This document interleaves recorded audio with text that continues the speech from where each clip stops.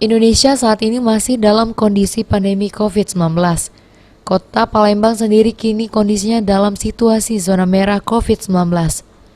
Sesuai anjuran dan aturan pemerintah Kota Palembang, bahwa penyelenggaraan sholat Id dihimbau untuk dilakukan di rumah, guna menghindari penyebaran COVID-19.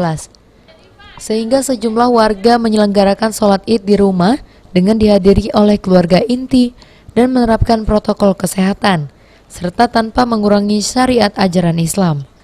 Selain itu juga warga pun melakukan silaturahmi dengan keluarga yang tidak bisa mudik melalui telepon dengan sistem video call.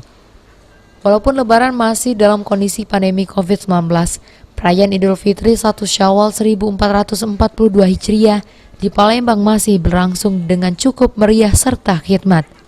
Sabarudin, salah satu warga di Kecamatan Sako, mengaku bahwa Lebaran saat ini memang cukup berbeda dengan sebelumnya.